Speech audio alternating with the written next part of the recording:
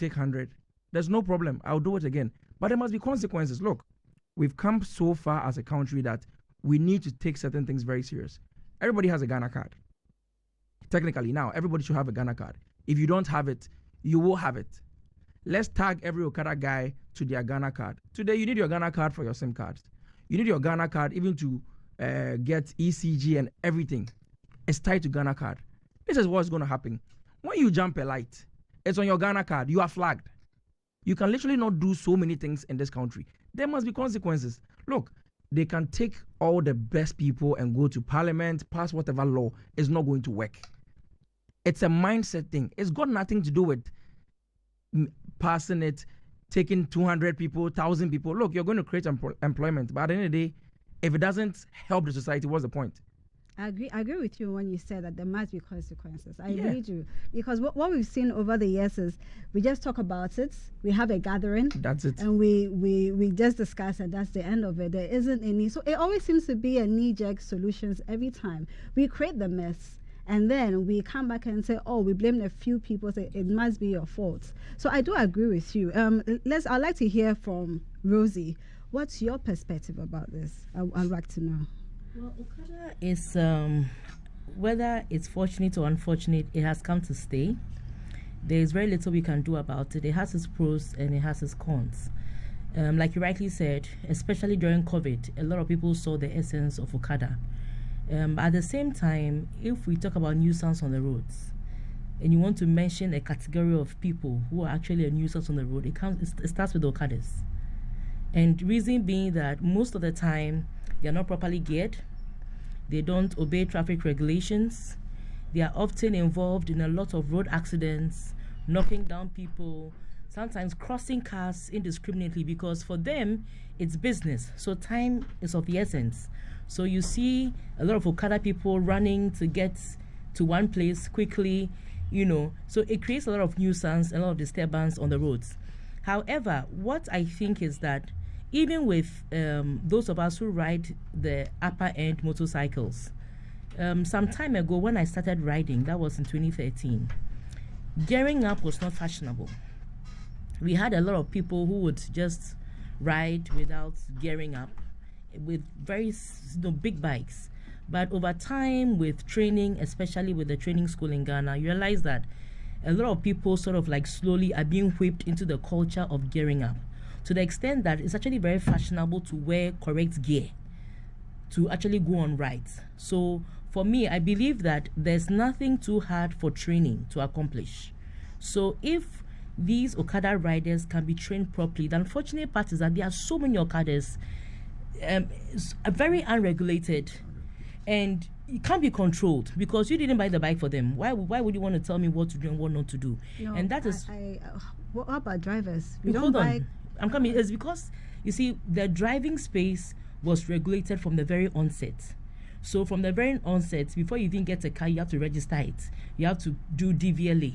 You have to do some form of insurance. The driver has to have a driver's license. And when a policeman stops you, he has every right to ask you, where is your license? The commercial vehicles, they are registered under unions. So you realize that a regular taxi cannot just get up and be taxiing around. They belong to some form of union. Even the ride-hailing companies, they belong to some sort of association. So they even if they misbehave, they are still subject to some form of union. There are cases where you can have a taxi driver oust from the station for a period because they have misbehaved, But with Okada, because I think even though they have an association, it's not very strong. They are not able to regulate the people. I don't know that because the motorbike is fast. I don't know what the reason is. If you ask me, I think we need to start from somewhere. Yes, that's what I'm saying. So that's this why, is a good beginning. Exactly. That's why I'm all for regulating it. And I like the fact that even the age chrono is not just 18, because it takes a lot of maturity, not just to ride a bike, but to actually be responsible for another life behind you. And then the training aspect, they should be trained. It's not just about the licensing.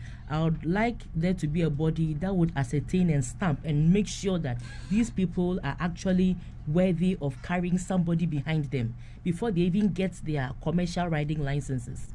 You understand? With everything that you said, are we given like a blanket name are we putting all riders under the name Okada? No, is that what we are doing? Because there are some riders who there's you know we have the private motor riders. Do they fall under your wing? Yes, they fall under the Motor Rider Association of Ghana. Okay, so they are not Okada. No. So we have the bikers in Ghana. Yes. That is the big, that has everybody. So the commercial, we're talking about commercial riders are the Okada. Yeah, so the commercial riders are the ones we call Okada. Okay. You understand? It's the commercial riders. Okay. Those who ride for leisure or just for transport in and out of work, they do not fall in that category. So we are looking at commercial riders that actually carry other passengers or deliver other goods or use their motorbikes for commercial purposes. And I think that is what even increases the danger, because they are looking at speed, how to get from one point to another, get their money, and then go and do another errand. So whilst I'm riding because I want to enjoy a trip from here to Akosombo, for instance, they are riding because they need to make money from that ride. But it has to be well regulated. It starts from training. I can't underestimate the importance of training, and then followed by gearing up. My only disappointment with what they released was that in the gearing up, they only spoke about helmets. And I'm thinking, there's more other parts of the body there's that more needs to to protecting yourself than helmet. And I see it all the time. I see an Okada rider who wears a helmet, not buckled, and they are wearing slippers, and then their fingers are exposed. They are in t-shirts, and the people sitting behind too. Excuse me, the passengers, when we are going to sit behind an Okada, for instance, knowing that this is a risky form of transportation, you see a passenger wearing a spaghetti strap and a loose flying skirt, also with slippers, sitting behind an Okada person. While smiling. And, yes. So I think that even though we are also bashing the Okadas, as citizens, we need to be responsible. Take responsibility for your own life as well. I do agree with you, and thank you so much for your insight. So Henry is from the National Road Safety Authority, and it's interesting Mr. Mate mentioned that the people that make these laws are not on the ground. So let me ask you, do you have any motor rider in the National Road Safety Authority, those who sat down to put on these great ideas? Do you have anyone who is actually a rider? Thank you very much, and thank you all for coming and also inviting us. And I want to also greet all those who are listening to us. The first thing I would want to say in answering your question is that when it comes to making of laws, there's no one agency or even ministry that make laws. Before a law is passed, it goes through various stakeholder engagements. So even if at the authority or at the Ministry of Transport, we do not have anybody who rides motor. I'm not saying we don't, but I'm just saying even if we don't have anybody who rides a motorbike, before a law will be passed, we would have met with stakeholders within that enclave. Mr. Mate, I know him, he's from the Motor Riders Association of Ghana. And I want to tell you on authority that we have engaged the Motor Riders Association of Ghana. Bikers, you are with Nana Ami here. I don't know if you know him. He's also a biker who does it for leisure.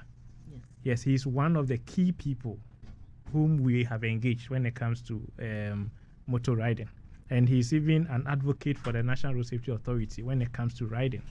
So you don't get just one entity making a law, because we can't make a law on motor riding without consulting Motor Riders Association of Ghana, without consulting even riders, those pillion riders, those who are going to patronize the services.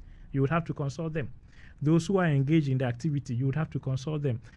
Bike owners, those who own bikes, you have to consult them. The operators themselves, you have to consult them. So it goes through a process. And even at now, although some of the regular, we've started with, there's a draft out which the media has reported on. We haven't finalized it yet. We are still at the engagement space. We saw that it's only a proposal, but yes, we are still at the engagement we know you are not areas. We don't make laws. We are well aware. Yours is just to make sure we follow through. But what we wanted to know is, what was the import? If you are to say you limit it to 25 years, what's the intent? Okay, for that one, I would want to just give a little education when it comes to the making of laws. When it comes to the making of laws, there are two documents that come out. The first one is the Act. And when it comes to road traffic regulations in Ghana, what governs it? We have the Act, the Act 683. That is the Road Traffic Act. That is the law that governs driving, riding, using the road in Ghana. Out of the act, then we come out with a legislative instrument, and that is called the LI. That is why you see that we called it LI 2180. So the LI 2180 is the legal instrument that is operationalizing the Road Traffic Act. So you cannot put anything in the LI that is not in the act, because it is operationalizing the act. Now, when it comes to the age that we are all discussing here, in the Road Traffic Act, the Act 683, if you go to section 65, I want to read it. Sorry, it's not long. No, it's not long. Don't worry, it's not long. Okay. You see, please, when we are educating people, give us time. I beg you. Okay, please do that. But it's not long. Please do that. When you go to section 65, it talks about disqualification of person under age. Okay. The one says that a person is disqualified from holding or obtaining a license to drive. A, an invalid carriage if that person is under 18 years. B, a motorcycle if that person is under 18 years. The C says that a commercial vehicle if that person is under 25 years. So when you have this law and now you are going to commercialize motorcycles, it means that now motorcycles we will have two types now. Initially we had only three. We have three types now. Initially we had only two types. The laws made way for only two types. That is a private person using his or her motorcycle, and then another rider using it for courier. Now we are bringing in a third space where now somebody can use the motorcycle to carry fare-paying passengers. As soon as you bring in that, the person falls under this law. That is a commercial vehicle.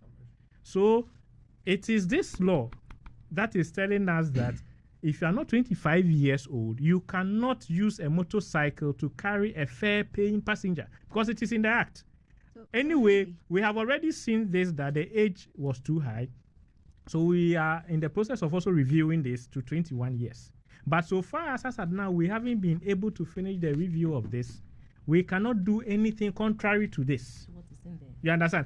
But we all know it's government policy that we need to regularize, like Okada, but I call it commercial fare paying carrying motorcycles. Okay. You understand? We need to regularize it. So in regularizing it, it has to still fall within the law. You can't go outside the law. No, I'm glad you mentioned the age and you read this to us, but how successful have you been? You're representing the authority in making sure people that drive, let's go back to drivers. People that drives are actually within that age you mentioned. Because that drive commercial. No. Add it. That drive commercial. Even private. No, you see, 25 years is for commercial. So you want to talk about 18. 18. Okay, let me. You see. Let me land. Before you go, let me land. We're in this country and we heard and saw videos of an underage young boy hitting a vehicle. Yes. That is and people dying. We're in this country where we see things going, even with drivers, and nothing is done. Okay. We have the National Road Safety Authority. I'm sure you have your figures. Are you telling us today that if you regulate Okada, it would magically make our roads safe? Okay. Is that a conclusion? Your question is very embedded, so you have to give me time. I will start with the first one. Kofi has something to say, but no, before you go on, please, Kofi, if you can make this simpler for him so he understands. I understand your question. I understand your question. Yes, I know you do, but I want Kofi's perspective. With all she's saying, I think that's what all of us here are saying. So now it's going to be us against you, so no problem. Don't worry. So what we are trying to arrive at is the point is, you guys, when I say you guys, I mean the commission. Government. Yes, the government, commission. technically. It's so nice and beautiful for you to come out with things, and it sounds so good to the ear. But the practicality is where we have a problem with. So you see, you just read here the act, the LI, and it's so beautiful. There has to be implementation for these things to work. That is where our problem lies. I've had my side mirrors broken about twice. I've had someone steal my phone from the car with a motorbike. I will not blame it on the motorbike as the person. But what is happening? What is going to curb these things? Because the first point of contact, like I said, is the police. How are they? Look, when somebody tells me we cannot regularize them, because I always tell them, you don't know what you're saying. We've been in this country where after a robbery, whether it was a motorbike or anything, you see Okada guys, they vanish. When you see them on the road, they have all their helmets and all their documents because they know there's somebody out there looking out for it. After a week, 2, operation ceases, dead. Are we going to be conscious about these things, or is it just the rhetoric? Because look, nice gentleman, waka bro, for the dead, everybody likes it. And then we leave here, and there's nothing here that's going to be applicable on the road. And I had a question, a problem when he was talking. He says is it Mr. Mate? Yeah, Mr. Mate, is it what do you call your association again? Motor Riders Association. Motor Riders Association. Is this? It's Motor Riders or general form. So if I get you well, Yes. it is a group of people that have come together to form the association. That's right. So you are no different from the biker girls. You are no different from the. No, they are different. No. They are different. They're different. Are you backed by law? They are under, yes. Under. Ask me, you know. Hey. My brother knows we were So- working hand in hand with them. So But it's you see, actually before work, I- it's actually work in progress. Okay. So it's called the Bikers in Ghana.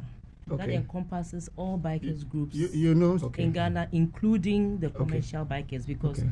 what we realize is that whilst we are staying true to gearing up, obeying traffic regulations, trying to do the right thing, the Okadas are being left behind. And what happens is that when people complain about motorcyclists, they Everybody. put all of Oh, us in in general. one, Yeah, that's Yeah. it. under You one understand? umbrella. So it's important that it's like you have a child, you have children.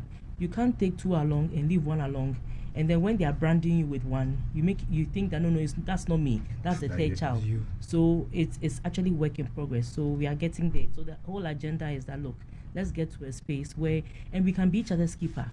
Make sure that we obey regulations, properly geared, ride properly. Sometimes even do training, upgrade our skills, so we won't be a nuisance on the road. So that's it. So it's not. I don't think it's regulated yet, but it's in progress. All right, Chief. You know, yeah, let me address your side. You see, concerning like motor, like as you said, the buckets and co, it is true. Ghana, there is like, because of the freedom of association, everybody thinks he can do whatever he wants to do. But if there's a regulation, like as my brother said, the heart is working and everything, and all of us under National Road Safety Commission, and we are regulating it where this Okada commercial big bike is saying everything will be okay, because whilst my sisters are on the other side, we also are the other side. We go for a meeting, we see to it that everything is okay. I don't think we will have a problem on the road. Okay. Motor riders, you understand? So when you're done, we have the Chief Superintendent of Police, Mr. Alex Obeng of MTTD, to talk to us about this. But I'll let you, Mr. Henry, go Okay. on, and then Oh, then Chief, good evening. How are you? I hope you are doing well. Anyway, you see, one thing I would like us to distinguish is that the fact that there is law and the fact that there's something being put together does not mean that you won't have miscreants. You won't have people who will disobey the law. But it is about what happens to them, the consequences that they would face. I like the example you brought. Yes, it is true that we had an underage driving a vehicle. You see, the first stop of the responsibility is the owner of the vehicle. You understand? If I own a vehicle, it is my responsibility to make sure that anybody who is driving that vehicle is legally mandated to drive. So anytime somebody is arrested in my vehicle and the person is not legally mandated to drive, although that person is Licensed. arrested. No, not I said legally means you are not licensed. That's legal. Legal, you are not legally mandated to drive means you are not licensed. It means that it's either your license has expired, which makes it invalid, or you don't even have some at all. And if I am the owner of that vehicle that you are driving and you are arrested for not having a license, that responsibility, although you will be dealt with, would also be transferred to me. And in the case that you mentioned, I don't know if you followed the case to the end, you would realize that the owners of that vehicle were also charged. It wasn't just the child, it was the owners of the vehicle were also charged. Now, let me bring it to what we are discussing now. Excuse me, please give me time. I came here. You called me here. Give me time to explain. I don't like explaining it to the middle. Mr. Chief is on the line, so if you could please speed up Okay. so he doesn't stay Okay. on for too long. Okay, thank you. So you see, yes, as he said, we should start somewhere. And then also, we should put in measures such that it won't get out of hand. Yes, we agree that you would have people doing the wrong things. But when the people who are doing the wrong things, and I always say that road safety is a shared and collective responsibility. The authority cannot sit in there and do it alone. The ministry cannot do it alone. Government cannot do it alone. Even advocates, NGOs, they can't do it alone because they are so it's scattered so much that we all have a responsibility to play, even as media. And I like it because today you are doing Okada education. People are listening to us. People are taking what we are saying. You understand? So we all have a part to play for it to be successful. If it is not successful, it is not on just government. It is on Ghana. We all have a role to play to make it successful. And that is why I like some of the associations. I know the Bikers Association. I've seen them before. I see them on the Akosombo Road. And they are all geared up. You understand? But whatever the case, whatever they are doing on the road, they are self-regulating themselves. And we have seen it working. Although maybe you can have one or two, but you see it working as self-regulators. So that is what we want to adopt into this system, such that although the authorities will be there to regulate and check miscreants, check people who are not obeying the rules, we want it to be self-regulated such that before I even come up that I want to ride Okada, there are some set rules that the immediate person who is supervising me has given me. Because the police cannot be at everywhere at every time. The authority, and excuse me, Mr. Mate, we are now the National Road Safety Authority. The authority cannot be everywhere at every time, but whenever you give a motorbike to somebody to ride, you should make sure that the first responsibility is on you. And that is why I told you that if I am not licensed and I drive a vehicle and anything happens to me, whoever is the owner of that vehicle is also responsible. So Henry, we'll come back to you. You're in the studio with us, so we'll come back to you. Let's just pick the line. Chief, can you hear me? Hello, Chief. Hello, Chief. Hello. Hello, Chief, can you hear me? The line is faint. The line is faint indeed. We apologize for disrupting your dinner. Hello, good evening, Chief. Good evening. So I don't know if you've been following the discussion. We're still talking about Okada and whether or not our roads will be safe. But we made some very interesting progress on the show with regards to the LI 2180, and would want to hear from you. If you could please educate us a bit more on this LI and how it would affect this proposed bill.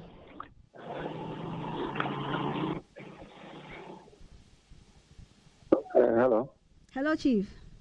Okay. Good evening to your very servant compatriots who are contributing to this subject. I think, first of all, in all this, we have to recall our history, that we are coming from a recent history of evolution of traffic law and its regulations and enforcement, among others. And it's an area that requires constant monitoring, evaluation, and review. More so when our economy and behavior of Ghanaians and taste is also changing very fast in this space of ownership of vehicles and the use of it to enhance economic empowerment of Ghanaians. So that is our traffic management system in Ghana.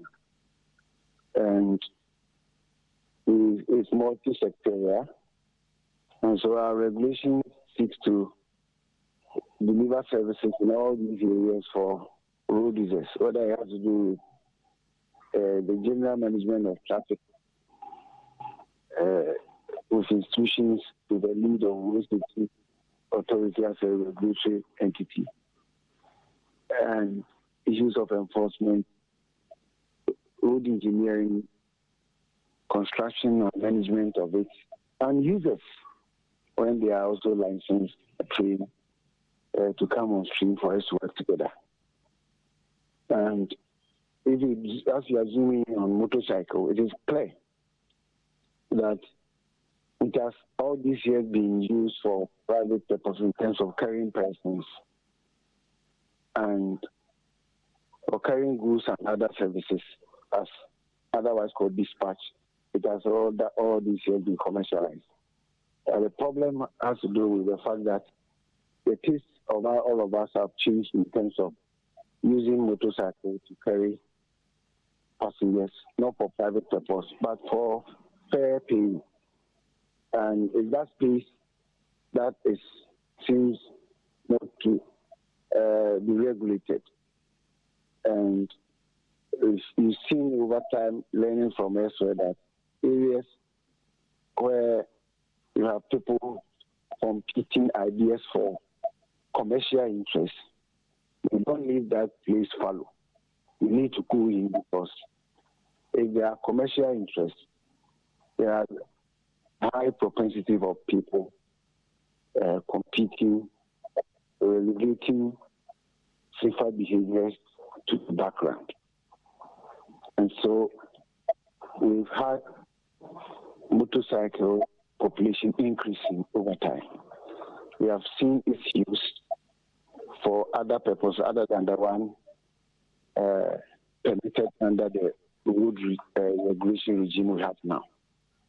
And so it is natural that, given the road safety challenges we have on our hand, that if we don't go, the state doesn't go into that space to make a presence felt in terms of delivering services, i.e., new regulatory policy and regulation, incorporate it with the existing LI to ensure that those that want to come on stream to carry fair paying passengers on their motorbicycles and tricycles are guided and supported in terms of construction of the vehicle, licensing of the vehicle,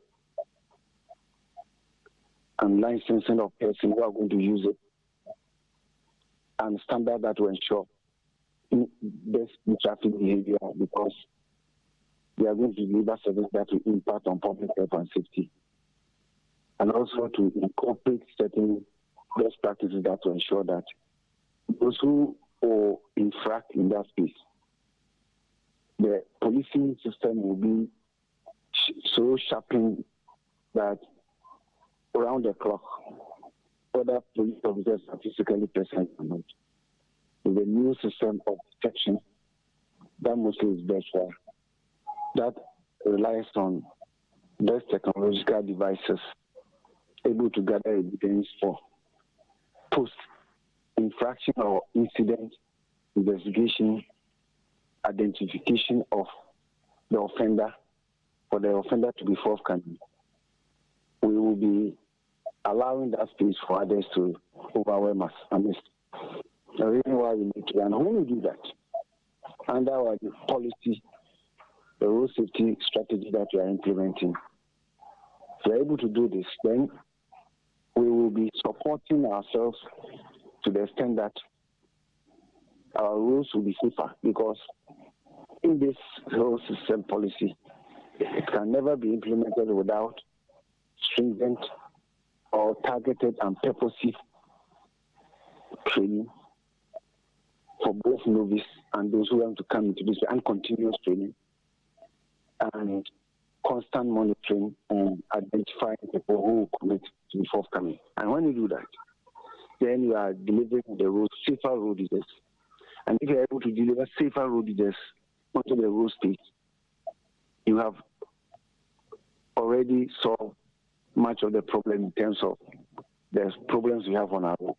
Because the problem we have on our roads is not only the physical road construction that the engineer has to construct, provide proper signage, street lighting, functional traffic lights and best what do you call pedestrian walkways and all that. It also includes able to construct, ensure the enforcement of standardized vehicles registered with owners' details on the vehicle register.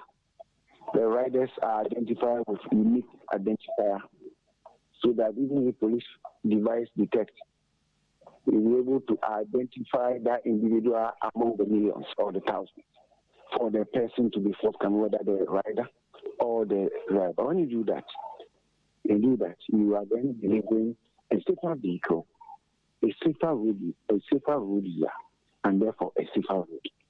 And so it is an integrated approach, and I expect to see the new commercial motorcycle policy reflecting all this and incorporating all this in it, make it very comprehensive and integrated enough that will allow the existing strategy of enforcement, education, registration, licensing, and road use to be meaningful. So for me, it is in our lifetime opportunity for us to ensure that we do this.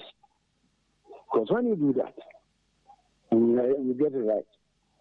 Apart from others coming to learn this best practice, it will empower many of our Ghanaians in terms of our economic rights.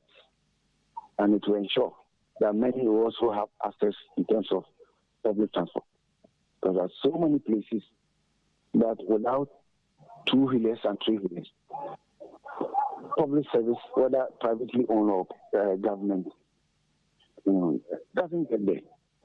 And so it's a space that requires individual investment and effort and support. And if nothing at all, the only thing the state should do is to provide the policy and the regulatory framework and to allow its funded state agencies, including DDA, as a licensing authority, the NISA as a regulatory authority, the MTT of Ghana Police Service as an enforcement agency, among other plethora of stakeholders that are required in this space to come and support Ghana to deliver this, because it is beckoning, it is long overdue, and the more we sit aloof without discussing it, without putting in measures, the more we endanger the lives of those who are daring, who are willing, and who are capable, and who are not delivering the services under the pretext of commercial.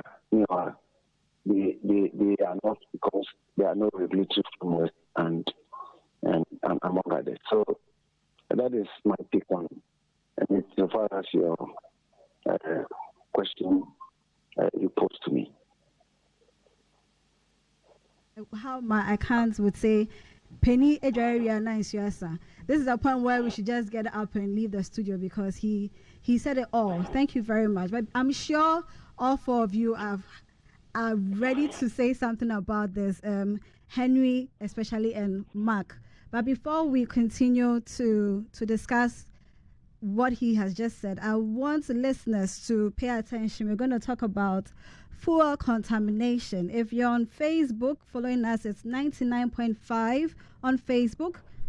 We are live across Ghana, 99.5 FM Asasi Radio. Fuel contamination. Now it's raining a lot, and it's very easy to get water into your fuel tank. Aside your fuel car being loose, this can happen from your favorite OMC, your favorite fuel station. How does this happen? When it rains or after rain, sometimes, if not all the time, water leaks into their tanks. And we will show you a cross-section of the underground reservoir. Water leaks into the underground reservoir. The picture you see on Facebook is the sign that shows you that you have water either in your fuel filter, or you have water in your fuel system, in your tank. So these are the signs that you see on your instrument cluster. Listeners, it's not called dashboard. Maybe we'll have another class to teach on this. It's called the instrument cluster. So these are the signs you see on your instrument cluster. How do you know? He said, Shikanik, how do I know my fuel is contaminated? I'll tell you. Right after you bought that fuel, you feel it in the performance. You step on the accelerator and it is not moving. Just when you want to overtake, it's showing you shaky. It's because water has gotten into, worst case scenario, your injectors, worst case scenario, your pump. So what's the right thing to do? Leave the car at the safest spots, get a tow truck and tow it immediately to your nearest mechanic. So that is it for the tip for today. Be safe. It's raining a lot and I need for you to be safe. Even beyond that, save money. In this economy, you need to save all the money you can get. So do not buy fuel when it's raining. And do not buy fuel right after rains. So let's get back to the studio, shall we? I'm sure you heard what Chief Obin said. If you ask me, he's just reiterated whatever that Kofi and Rosina mentioned about the need for us to start from somewhere, start with the school, start with everything in between. Because again, this brings us to the question. If we regulate this Okada, does it make our roads safe anyway? I like that he mentioned that it's a holistic thing, from the street lights to everything in between, the engineering, the road construction engineering. What I've come to notice is when they construct the roads, it's almost as if they don't have in mind riders. We don't have a riding lane. We don't have a bicycle lane. Maybe the J.J. Rollins Highway, they were considerate and they gave us a riding lane. But what has happened to that?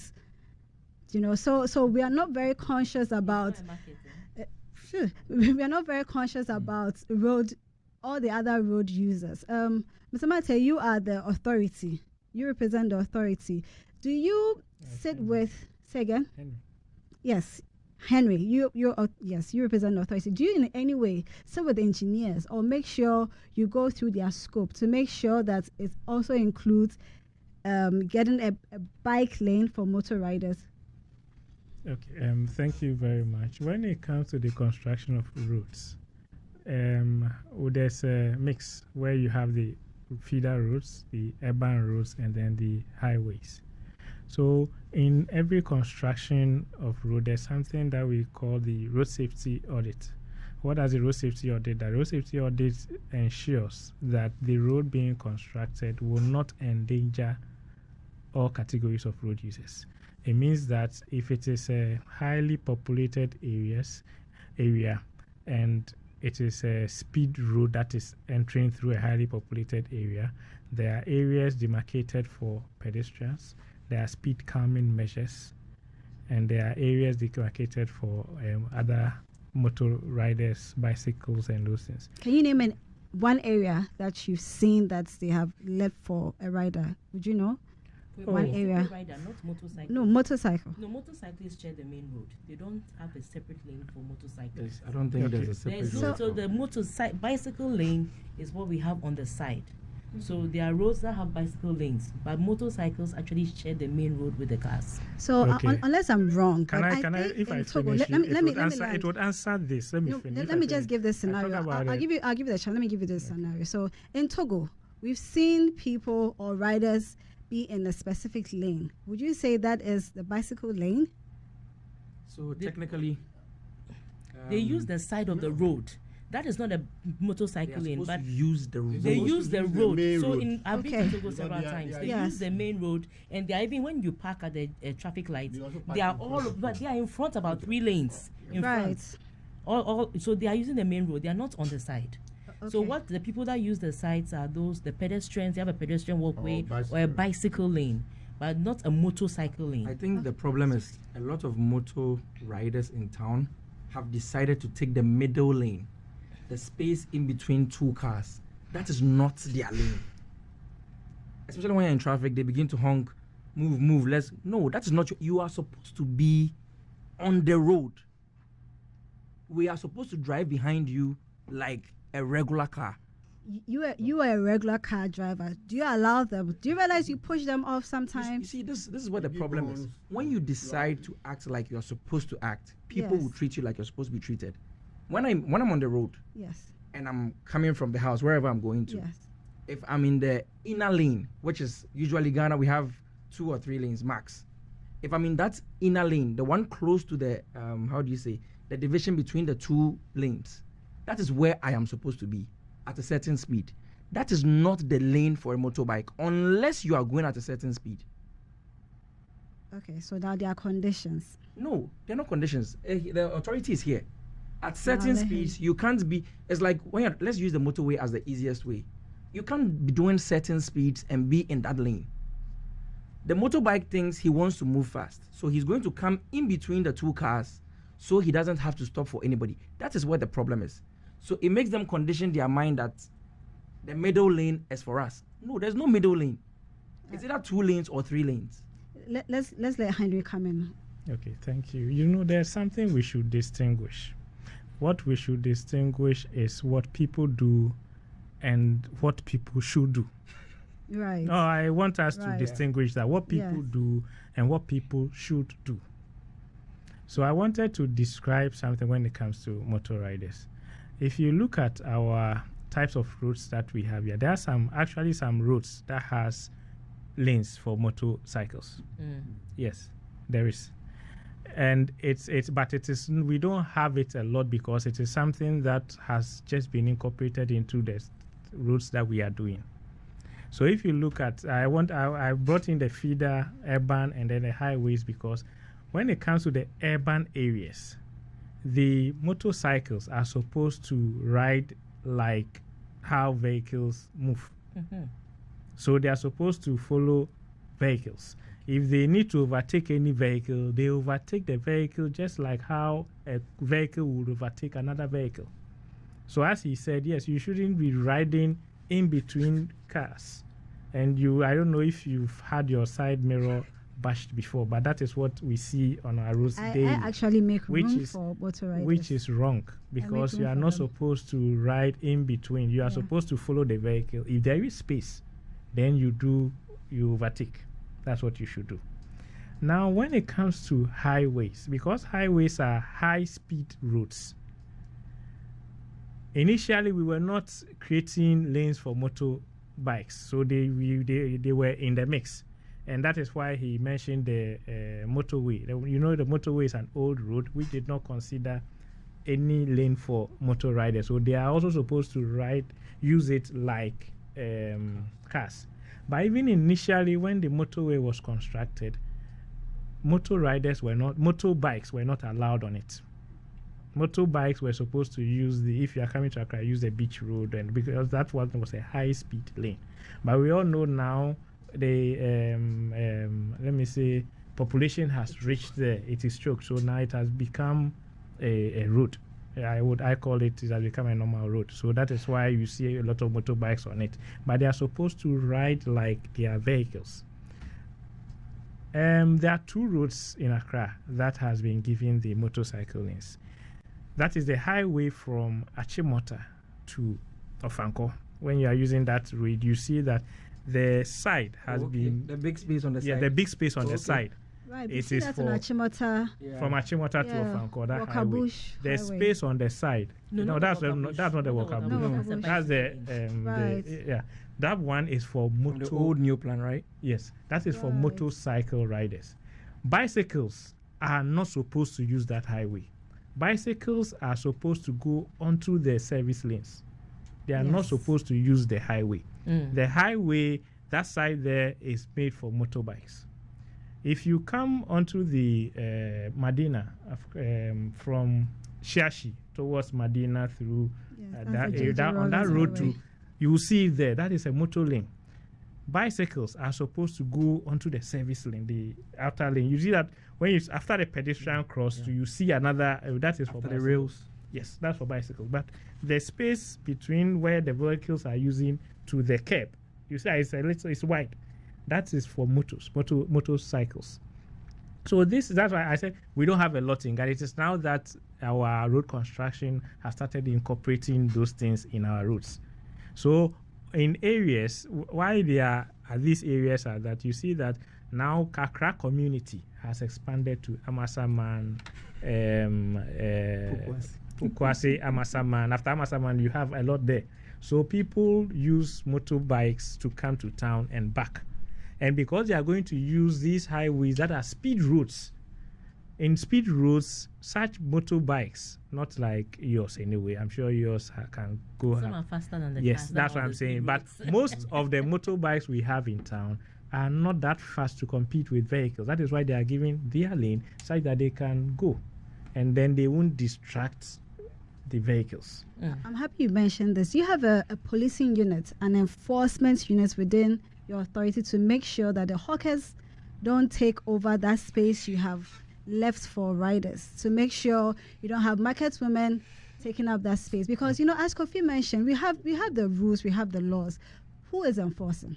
Okay. When it comes to enforcement, we have enforcement in dimensions. As when Chief Supo he mentions enforcement, he put it on themselves. The police are supposed to do some enforcement in that aspect. The assemblies are also supposed to do some enforcement, because it's assemblies who give permits for people to sell. I'm sorry, are you saying everybody works in isolation? Because no, if there was I'm not saying. synergy- I want to. I'm coming to. I'll Okay. show you the synergy. I just want you to appreciate that space before somebody would come to a place to sell. What the person would have to go through, because you need a permit from the assembly, and without the assembly permit, wherever you go and sit to sell is illegal. You are perpetrating an illegality. And that is where the police comes in. So the police will come in where you are perpetrating an illegality. So you are not supposed to be there, and then you are there. The police is there to take you off and prosecute you. You understand? So when it comes to enforcement, we have several arms. Even at the authority, we also do some form of enforcement. Our enforcement is more of how do we call it? Institutional enforcement. So these hawkers you are talking about, our role is to keep the assembly in line, such that if within the assembly people are selling at areas they are not supposed to be selling, we expect the assembly to take them off those areas. So our responsibility is to push the assembly, collaborate with the assembly to take such people off. We would like to hold you to this. I'm sure when I invite you again to the studio, you'll give me some success stories. I wanted to ask him, do you have a representative at every assembly? We are represented at the regional level, but at the assembly level, we have something we call the road safety committees. And these road safety committees ensure road safety within the assembly's area. Jurisdiction. You see? So, and these road safety committees are made up of the police, the assembly themselves, all other stakeholders who have to ensure road safety on our roads. Even the road engineers, the emergency service responders like ambulance service, fire service, they are all part. You understand? So that's why I said the enforcement is in dimensions. So everybody has a role to play, but we coordinate. So the authority coordinates all activities when it comes to road safety. As I'm here now, I was called because of Okada. We are not the ones who are supposed to lead in the enactment of the law. It is the ministry. But because we have a coordinating role, we are included, and we ensure that whatever is coming out will be something that, one, can be implemented, two, can make our motor riders and pillion riders safe, and three, will make our motor riders comply to rules and regulations such that they do not disrupt the road safety situation that we have. Okay, so we have about 5 minutes to end the show. So if you could please wrap up in a minute, wrap it up so everybody can have 1 minute each to Thank talk. you. So I would want to just say what Ms. Supo said, that it is time. Government has shown his policy. That is government policy. What we here have to do is to make it work and make sure that it is safe for us to use, it is safe for our children to use, it is safe for our elderly people to use, it is safe for everybody to use. And then to an advice to the riders themselves, as I always say, it is better to be patient than to be a patient at the hospital. And it is better to be late than to be called the late. Oh, wow. Thank you. Okay, Mr. Martin, we haven't heard your voice in a minute. Okay, to add it to what he said, I'll plead with the entire Ghanaians to support this initiative. Both politicians, NDC, NPP, CPP, all of them, because it's something that it has come to stay. So I'll plead with everybody that we should come together to make sure that these motor riders or Okada riders will regulate it in a way that is to suit the general public. Thank you. Okay, so also Rosie, what are your last thoughts? Okada is something that has come to stay, and we are all singing the same song that road safety is a collective responsibility, but a lot of emphasis personally should be put on training and enforcement.